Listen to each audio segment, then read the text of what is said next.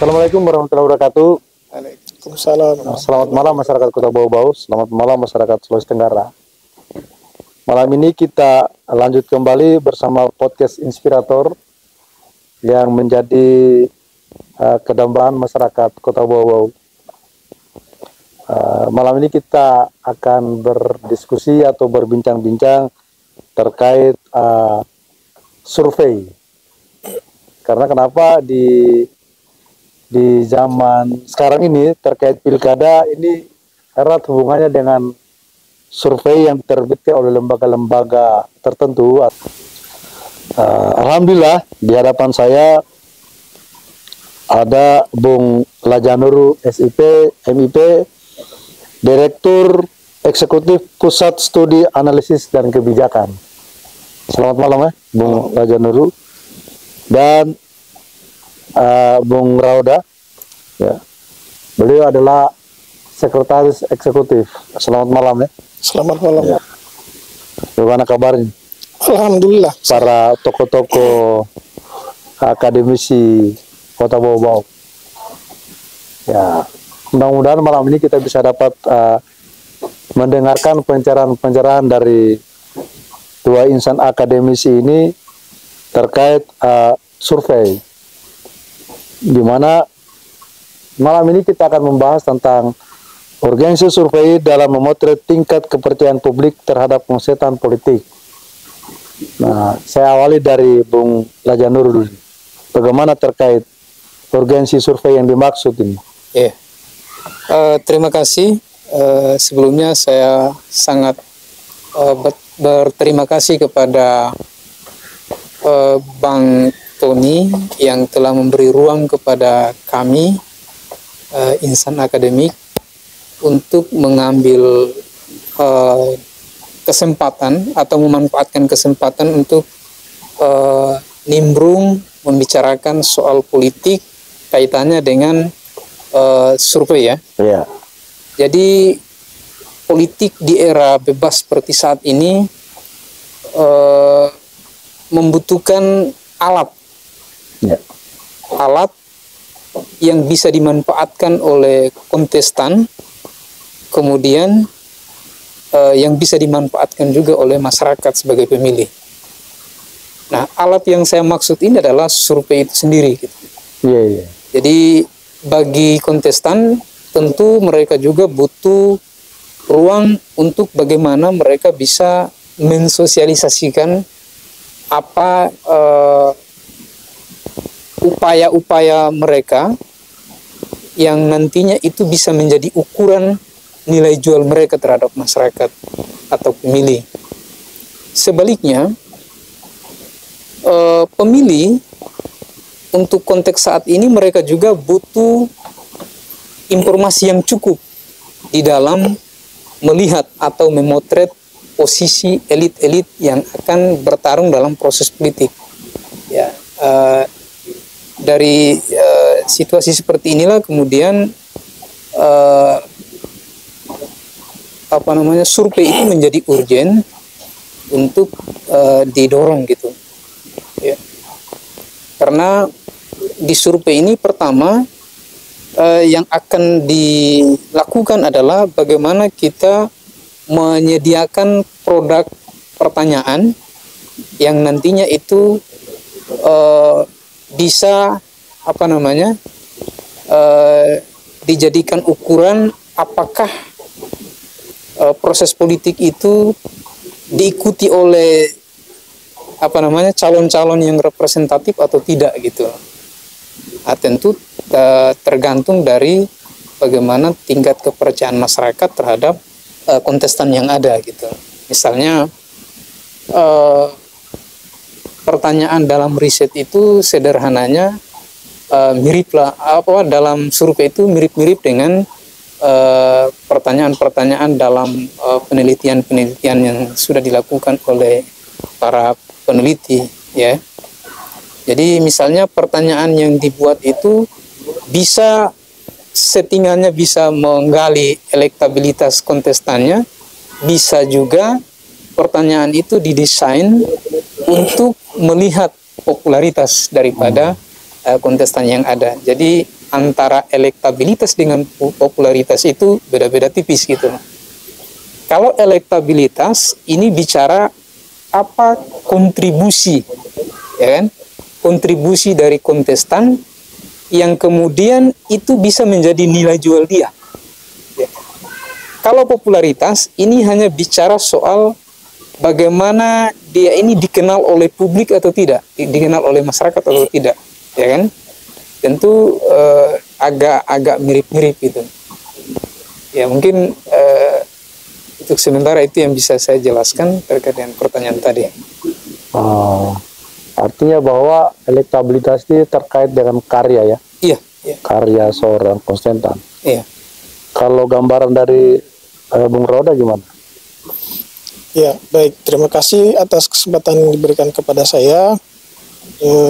Saya di sini sebagai sekretaris eksekutif dari Pusat Studi Analisis Kebijakan.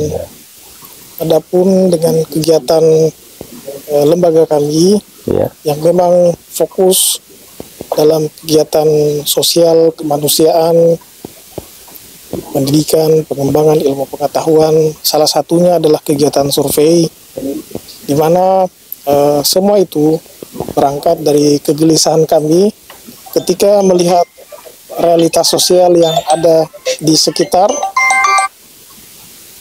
Kami melihat ada banyak sekali hal-hal yang harusnya bisa selesai melalui kepemimpinan kepala daerah, berjalannya roda pemerintahan, tetapi dengan kebijakan-kebijakan yang tentu saja tidak efektif, masalah itu masih tetap ada. Iya. Dan setelah kita simak secara seksama, ternyata kebijakan itu lahir tanpa adanya kajian yang matang. Nah, melihat kondisi seperti itu, sehingga kami yang pada masa lalu ketika mendapatkan isu saja sudah langsung mengangkat megafon dan langsung turun ke lapangan menyuarakan. Namun pada hari ini kami berupaya untuk meneliti, melihat apa sih akar masalahnya, kira-kira bagaimana teorinya, bagaimana penyelesaian solusi yang terjadi pada daerah lain, apa yang kita bisa rumuskan menjadi solusi. Lalu kemudian kita formulasikan dan sampaikan kepada pemerintah. Tanpa mendiskreditkan apa yang teman-teman mahasiswa lakukan, kegiatan demonstrasi di jalan raya, tapi kami memilih jalan yang sedikit berbeda. Di mana ketika melihat persoalan-persoalan yang merebak di kehidupan masyarakat, kami berupaya mengkajinya. Nah, terkait dengan kegiatan survei, itu merupakan salah satu jalan untuk mendapatkan temuan di lapangan.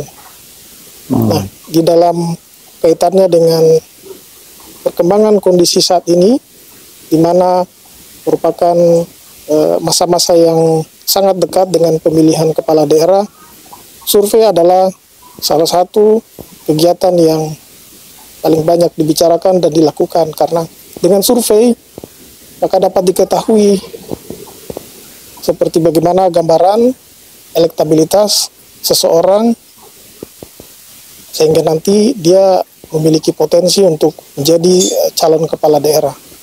Saya kira dari saya seperti itu. Terima kasih. Ada yang menarik yang barangkali perlu kita bicarakan lebih jauh tentang survei. Karena kenapa? Saya banyak melihat di grup-grup WhatsApp ya. Itu hampir setiap saat ada hasil-hasil survei. Nah, apakah hasil survei itu dari perseorangan atau per kelompok, walau alam ya, saya tidak tahu. Nah, bagaimana dari pihak akademisi melihat permainan lembaga survei yang marak terjadi hari ini? Lembaga survei ya hasil survei yang marak ini, karena hampir di setiap hari muncul lagi hasil survei, setiap hari muncul lagi. Nah, sementara legalitasnya itu kan hampir boleh dikata tidak jelas. Bagaimana melihat ini semua ini, Pak Jira, gimana ini? Ya, kalau menurut saya apa yang kita tanyakan itu adalah tantangan para surveyor yang sedang melakukan survei, karena lagi-lagi ini terkait dengan integritas dari para surveyornya sebetulnya. Kalau kemudian faktanya hari ini kita lihat ada perbedaan hasil survei, meskipun isu dan objeknya sama, tapi hasilnya berbeda. Menurut saya itu lebih disebabkan oleh perbedaan dari jumlah narasumbernya atau informannya atau respondennya. Itu bisa berpengaruh juga. Tetapi ada yang lebih praktis, dan itu makanya tadi taruhannya adalah idealisme dari surveyornya. Misalnya ada juga orang membuat kesimpulan daripada surveinya itu tergantung dari pesanan gitu loh. Ya, kita tidak bisa menafikan dalam era kekinian itu bisa saja terjadi. Tapi ada juga surveyor yang betul-betul dapat mempertanggungjawabkan kredibilitas daripada hasil surveinya. Simpelnya mungkin mereka-mereka yang memiliki komitmen idealisme yang tinggi untuk menjaga kredibilitas dari institusinya, termasuk dari merawat kepercayaan publik atas hasil survei mereka. Memang tantangannya itu tidak semua publik dapat menerima hasil-hasil survei yang hari ini dipublish oleh para surveyor atau peneliti-peneliti. Ya mungkin itu. Ya. Jadi memang surveyor yang muncul ini kan bersifat instan ya. Iya. Tiba-tiba muncul atau saja memang mereka buat berdasarkan pesanan. Iya. Nah, saya ingin tahu ini kan apa dasarnya para lembaga-lembaga survei itu mencantolkan nama-nama dari kandidatnya. Misalkan kita ada 7 orang yang misalkan kita tidak tahu siapa yang menjadi kandidat, tapi dari pihak lembaga survei langsung dicantumkan nama-nama tersebut sebanyak 7 orang. Dasar pemikiran mereka apa? Dasar pemikirannya apa ini? Apakah dinegosiasi dulu, ditanya dulu, apakah you kandidat atau bukan, atau apakah ada keinginan untuk maju, atau memang tiba-tiba sudut pandang apa sehingga kalau menurut saya bisa misalnya begini, ada juga mereka berangkat dari idealisme mereka ingin berpartisipasi dalam proses politik, bagaimana mereka menghadirkan figur yang layak begitu. Tapi tidak bisa kita nafikan juga adanya sifat pragmatisme dari surveyor tadi. Misalnya mereka memunculkan nama-nama itu ada target-target tertentu yang ingin mereka capai gitu. Nah, jadi misalnya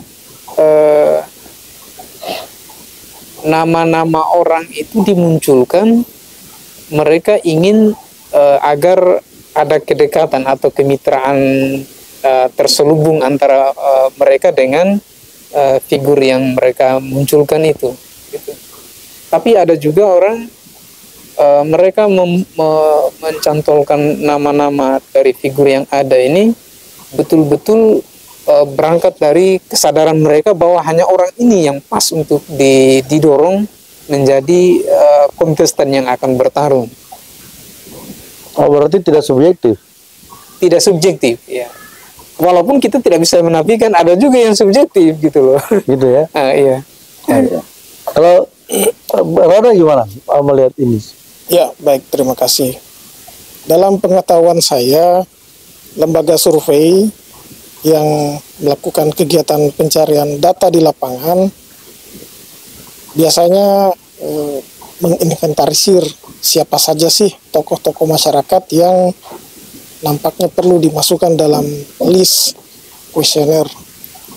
Secara gampang dapat kita lihat di perempatan jalan, di jembatan, di pasar, di mana ada foto dan nama, kemungkinan besar ketika itu terpampang sekarang, mereka adalah orang-orang yang ingin mencalonkan diri sebagai calon kepala daerah. Salah satu cara yang paling gampang yang dapat ditempuh oleh lembaga survei untuk mengetahui adalah dengan mengamati semua itu, menginventarisir. Kemudian juga dengan mengikuti perkembangan yang terjadi di grup-grup WhatsApp. Oh iya. Di mana di situ terdapat banyak sekali perbincangan kira-kira siapa-siapa orang yang sudah menyampaikan niat untuk maju sebagai calon kepala daerah. Dan tentu saja masih banyak cara yang lain, tetapi dua cara tersebut terbilang dapat kita temui dalam kehidupan kita sehari-hari. Kira-kira seperti itu. Kalau standar pengambilan sampling ya? Iya. Itu berdasarkan perhitungan apa itu? Misalkan 1000, 2400, 500 itu untuk mendapatkan angka itu bagaimana caranya? Kalau untuk mendapatkan angka, pertama kita harus tahu, kan begini, kalau dalam penelitian yang menggunakan metode kuantitatif, pertama kita harus susun dulu kalimat bagaimana, atau kalimat pertanyaan ya, kalimat pertanyaan seperti apa yang pas untuk bisa dimasukkan dalam metode kuantitatif. Misalnya pertanyaan seperti ini, seberapa suka kalian terhadap tokoh A ini atau kandidat A ini, gitu ya. Nah, lalu untuk bisa menjawab pertanyaan itu, ya kan, tentu kita butuh bangunan simbol atau angka tadi ya. Nah, untuk di dalam upaya kita mendapat membuat bangunan simbol tadi, maka tentu kita bicara konstruk indikatornya gitu. Iya. Nah, jadi misalnya orang suka toko A ini karena apanya? Ya, mungkin karena popularitasnya bagus kah? Ya kan? Atau mungkin karena dia punya karya yang bisa dinikmati oleh orang banyak, ya kan? Jadi instrumen-instrumen itulah yang bisa dijadikan katakanlah ukuran kenapa orang lebih suka dia gitu. Nah, jadi pertanyaan-pertanyaan itu setelah kita buatkan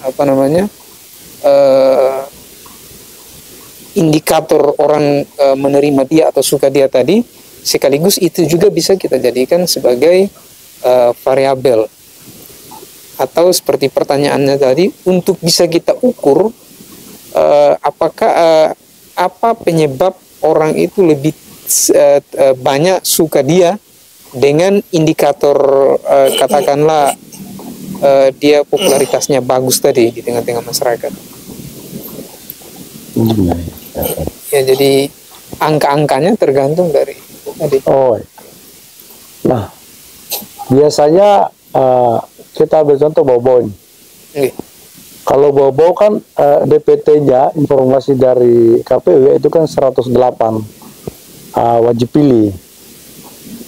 Untuk mengambil sampel di 108.000 itu berapa orang yang menjadi standarisasi untuk dijadikan pilot projectnya, yang dibagikan kuesioner atau yang ditanyain, itu standarnya berapa orang? Kalau misalkan 108.000 orang, itu berapa banyak orang yang harus kita ambil itu? Bagaimana itu, Pak Roda? Ya, baik, terima kasih. Di dalam metode penelitian kuantitatif, karena dia berbicara angka-angka, sehubungan dengan yang ditanyakan tadi, ada contoh kasus di Kota Bau-Bau, di mana penetapan DPT oleh KPU Kota Bau-Bau pada tahun 2023 terdapat sejumlah 108.000 sekian jumlah DPT. Saya mengumpamakan DPT itu di dalam penelitian dikatakan sebagai populasi. Iya. Populasi ini seperti satu panci sup, di mana satu panci sup ini ada potongan ayam, ada kuah, ada wortel, ada kentang, ada kaldu, macam-macam. Nah, untuk mengetahui rasanya sup ini, dalam arti untuk mengetahui kira-kira kandidat yang namanya siapa yang lebih banyak mendapat dukungan oleh masyarakat, itu untuk mengetahuinya akan membutuhkan dana yang sangat besar kalau harus ditanyai 108.000 jiwa itu. Maka dengan perumpamaan sup tadi, satu panci sup ini harus diaduk sampai rata, sampai kemudian komposisi yang terdapat di dalamnya itu bersatu begitu. Bukan bersatu seperti bagaimana, tetapi betul-betul komposisinya merata di satu panci itu. Nah, untuk mengetahui rasanya setelah dicampur itu sangat gampang. Kita tinggal ambil sendok, ambil supnya, tuang di dalam mangkuk. Bahkan kalau masih terlalu banyak, tapi ketika kita merasa satu panci sup itu sudah betul-betul tercampur, cukup dengan satu sendok, kita sudah tahu rasanya, oh, sup ini rasanya enak. Komposisi gula, komposisi garam dan bumbu penyedapnya pas. Begitu halnya juga dengan survei, perlu dilakukan metode tertentu untuk menentukan sampel dari jumlah populasi tadi. Tentunya berdasarkan dengan teori-teori yang sudah dikemukakan oleh para pakar di dalam penelitian kuantitatif. Nah, di antara populasi yang banyak tadi ditentukan sejumlah sampel yang kemudian sampel itulah yang menjadi fokus dari pencarian data. Jadi kira-kira seperti itu secara garis besar. Oh iya. Kemudian ini lebih sedikit menarik lagi kayaknya diskusi kita ini. Ini terkait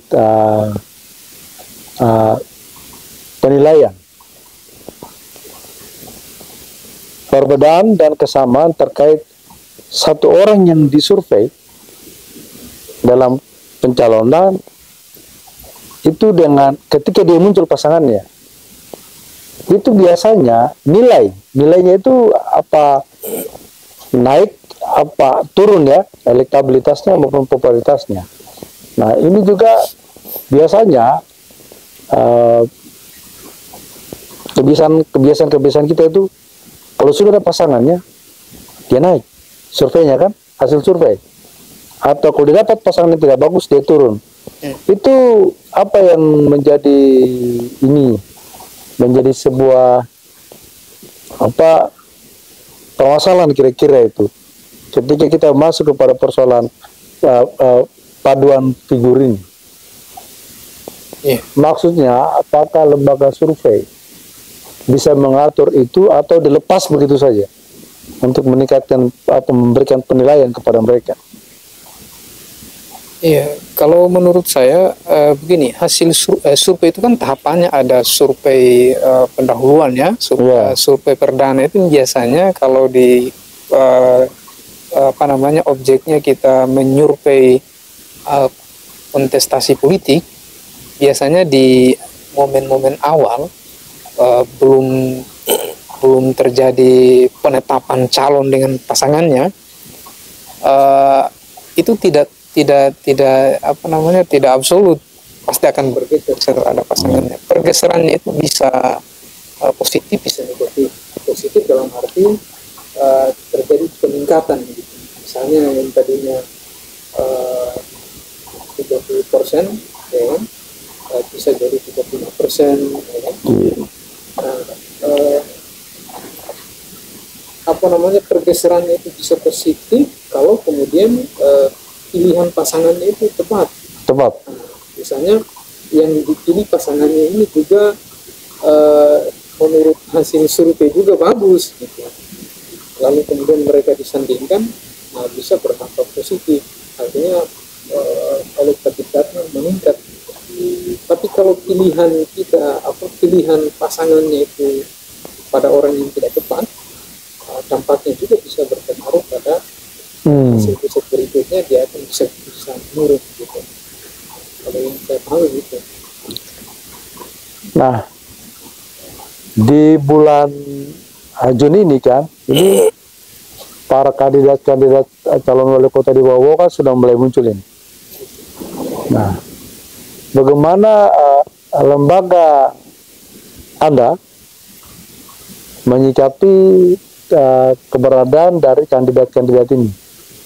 Apakah lembaga kita pernah bersentuhan dengan mereka terkait survei, atau baru hasil hanya sebatas melihat saja? Kan biasanya lembaga survei itu kan dia mengkaji juga itu. Dia kaji juga itu kandidat-kandidatnya. Nah, dalam lembaga kita, apakah itu menjadi bagian juga sebuah wacana didiskusikan terkait kandidat-kandidat Kota Bau-Bau ini, calon wali Kota Bau-Bau? Roda, apa gimana? Ya, terima kasih.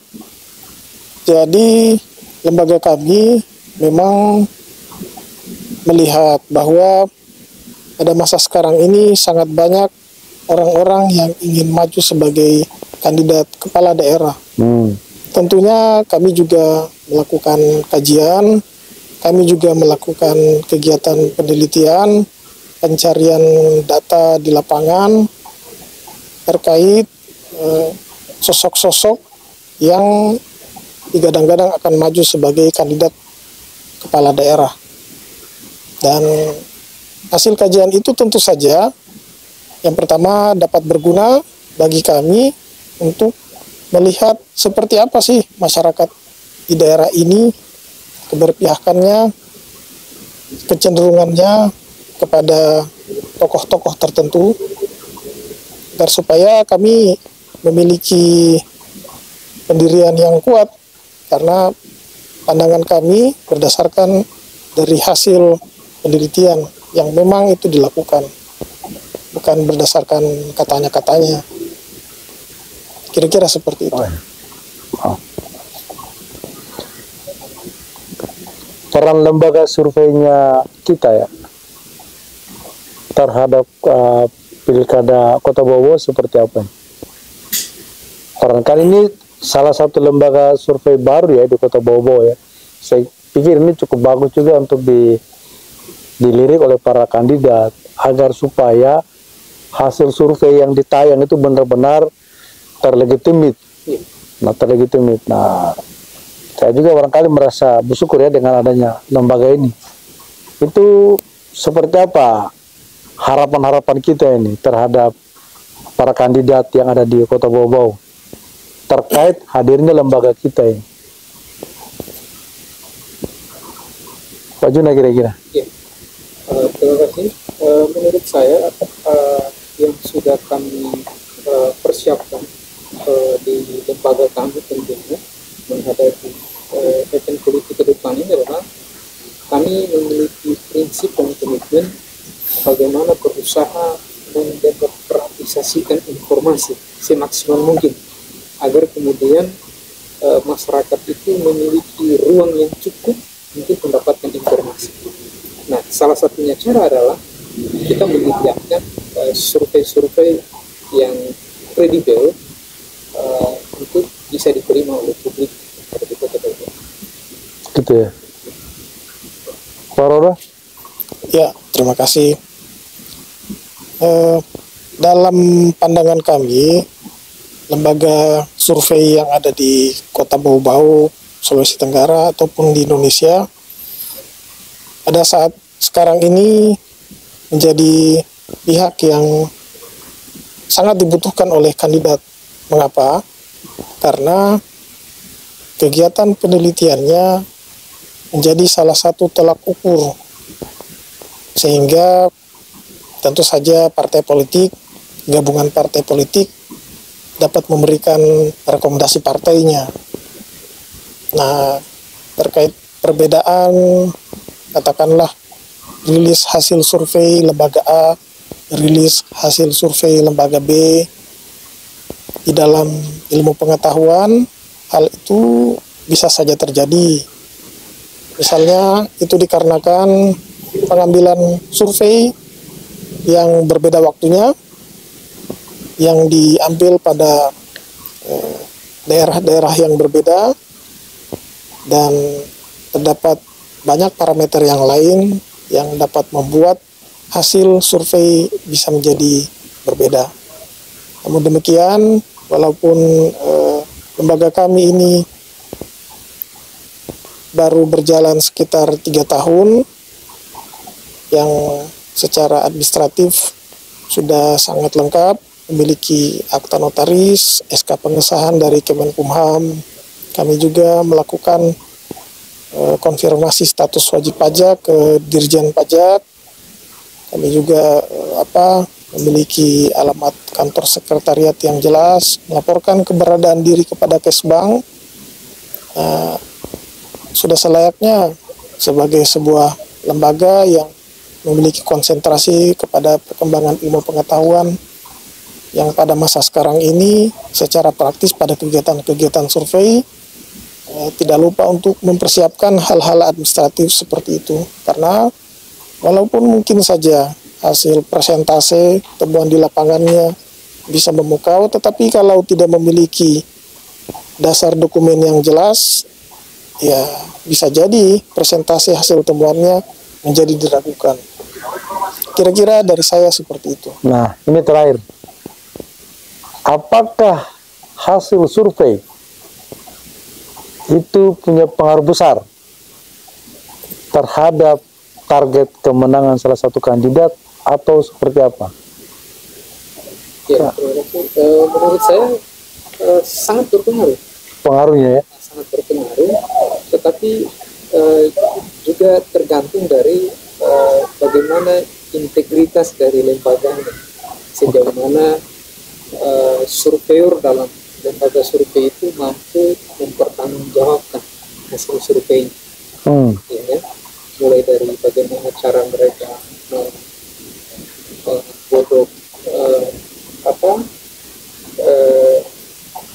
informannya itu atau respondennya itu, ya, termasuk bagaimana kemasan isu dalam surveinya juga bisa berpengaruh.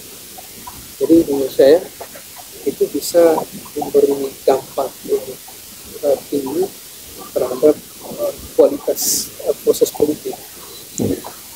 Karena begini, biasanya kalau kita diskusi sama teman-teman, misalkan si A itu tinggi surveinya, dia lebih tinggi, misalkan 39 loh surveinya, yang lain hanya 21, 22. Nah, apakah nilai ini, nilai yang saya sebutkan tadi, nilai tertinggi tadi itu pengaruh psikologis sebesar terhadap masyarakat? Seperti apa itu? Ada nggak pengaruh psikologisnya itu ketika bilang, misalkan si Tony calon wali kota, dia punya hasil survei 38 misalkan. Dari sebuah lembaga survei yang punya kredibilitas bagus, itu apakah dia punya pengaruh besar terhadap masyarakat bagi yang mengenal dia atau mengenal karya-karyanya, atau kesimpulannya punya elektabilitas dan popularitas? Itu apa ada pengaruhnya itu ya? Ya, baik, terima kasih.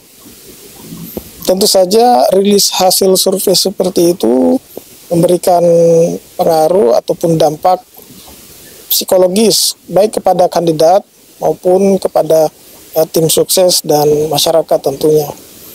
Apabila rilis hasil surveinya menggembirakan, maka itu menjadi gambaran bahwa elektabilitasnya dia tinggi, penerimaan masyarakat kepada kandidat tersebut cukup baik, dan itu bisa menjadi tanda bahwa hal-hal positif yang selama ini sudah dilakukan perlu dijaga, kalau perlu ditingkatkan agar supaya angka yang ada dapat bertahan dan kalau perlu meningkat.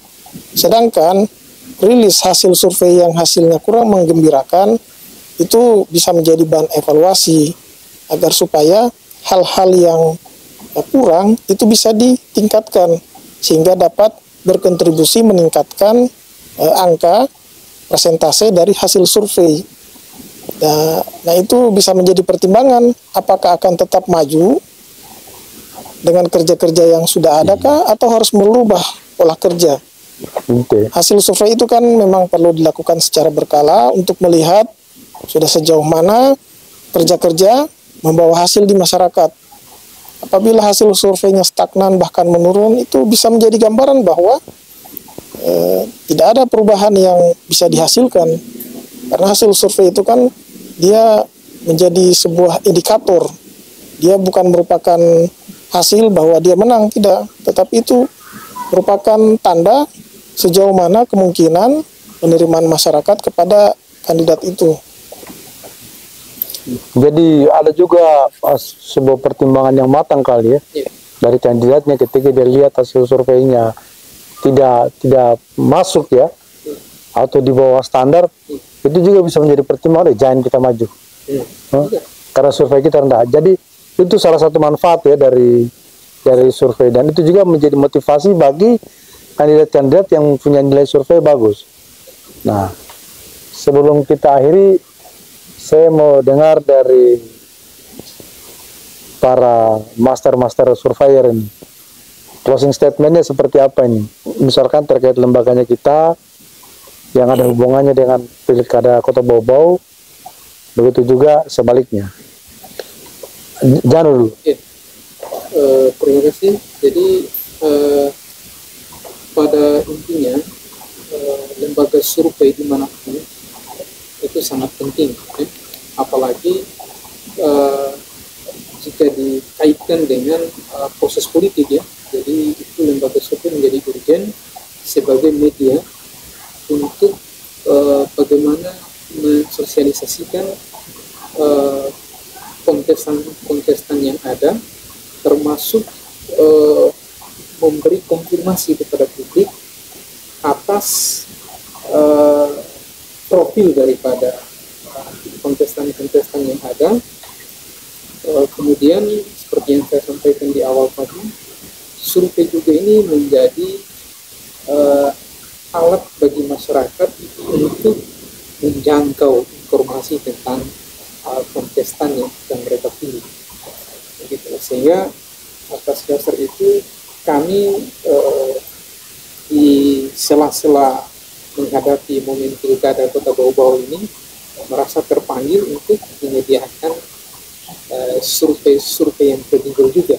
Artinya siap dipakai ya? Siap dipakai kepada siapapun kandidatnya. Kalau Bung Roda? Baik, terima kasih.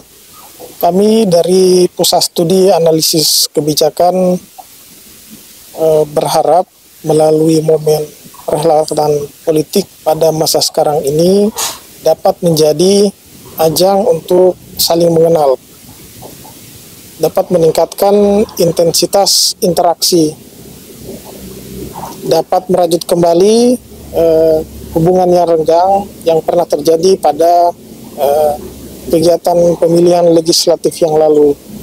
Melalui kegiatan pemilihan kepala daerah ke depan, agar supaya masyarakat di Kota Bau-Bau bisa menjaga keamanan, ketentraman, dan ketertiban. Dan tentunya tidak gampang termakan isu-isu hoax, apalagi ajakan untuk berbuat onar, melakukan tindakan yang mengancam ketentraman dan ketertiban. Jadi intinya, mari kita jalani kegiatan pesta demokrasi dengan aman dan damai. Itu saja dari saya. Terima kasih. Terima kasih. Ya, jadi pemirsa di Kota Bau-Bau, kita sudah mendengarkan apa yang dijelaskan oleh dua narasumber ini tentang manfaat dari lembaga survei, kemudian sejauh mana peran lembaga survei dalam kiat-kiat mendampingi atau mengawal pilkada di sebuah wilayah termasuk di Kota Bau-Bau. Ternyata memang peran lembaga survei ini sangat penting di dalam mengukur power atau kekuatan dari kandidat-kandidat atau konsultan politik yang berada di sebuah wilayah. Nah, mudah-mudahan ini juga menjadi sebuah informasi bagus bagi masyarakat Kota Bau-Bau, khususnya terhadap keberadaan lembaga survei yang ada di kita saat ini, yang sudah berdiri selama 3 tahun. Nah, mudah-mudahan ini memberikan sebuah proses pembelajaran demokrasi di dalam menentukan sikap-sikap politik kita untuk memilih figur-figur kita berdasarkan lembaga-lembaga survei yang legitimit ya, sehingga masyarakat juga informasinya lebih jelas, lebih akurat. Terima kasih ya Pak Rauda, Pak Janu atas kehadirannya di studio kami. Mudah-mudahan ini memberikan sebuah manfaat bagi kita semua dan masyarakat Kota Bau-Bau. Terima kasih dari saya. Billahi taufiq wal hidayah. Assalamualaikum warahmatullahi wabarakatuh. Waalaikumsalam warahmatullahi wabarakatuh.